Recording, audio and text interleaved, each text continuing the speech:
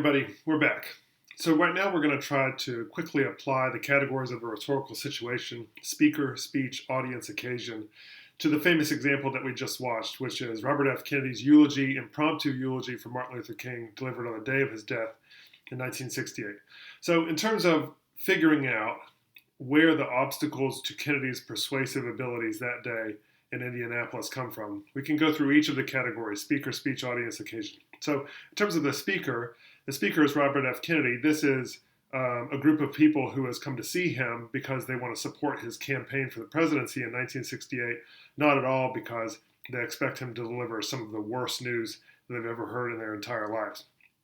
In terms of the speech, one of the things that we notice is that Kennedy doesn't have a eulogy prepared. Obviously, this is terrible, tragic, and sudden news of King's death, but Kennedy has prepared remarks. In fact, he has a stump speech that he's been typically giving over and over and over again as he's barnstorming across the country. This is pretty standard practice for presidential politics, for presidents, presidential wannabes, and candidates to write one speech or a series of modules that they can give over and over again as they barnstorm. And these speeches are typically quite memorized. And so for Kennedy to give a speech off the cuff about Martin Luther King's death is quite the obstacle for him. And one of the ways that he adapts to his audience during the course of this speech is to really humanize his own loss.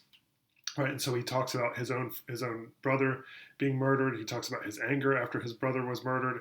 He talks about the ways in which he could have lashed out because his brother, who he doesn't name, was murdered 5 years before. He also delivers it in quite a somber way to really empathize with the feelings of anger, the feelings of betrayal that his audience is likely to have gone for. And he also gives them words of wisdom. Kennedy quotes from memory, amazingly, from the poet Aeschylus, and one of my favorite quotations of all time, as he tries to both calm the emotions of the audience, to sympathize with the emotions of the audience, but at the same time transform the emotions that he felt in 1963, that he was feeling about King's death in 1968, and those of the audience, into both a renewal of King's message of nonviolence. Let us not meet violence with violence, but let us meet violence with soul force, as King called it, or Gandhi called it, and it said nonviolence, so to reaffirm King's legacy in light of King's violent death.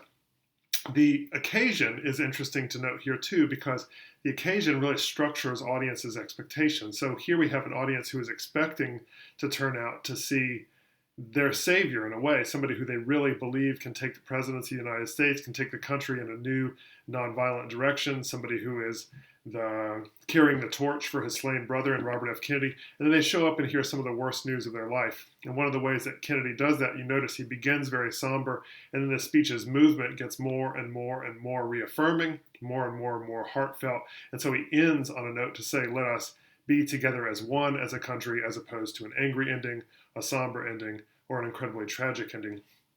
And then finally, we should note that the audience is an audience that he's reaffirming, because this is an audience that he has campaigned with: young people, people of color, college-educated people, and poor people. Those four key constituencies have been drawn to his campaign from the outset, and so he's reaffirming both King's message of nonviolence and rebirthing his campaign at the same time as a moral mission to save the soul of the country.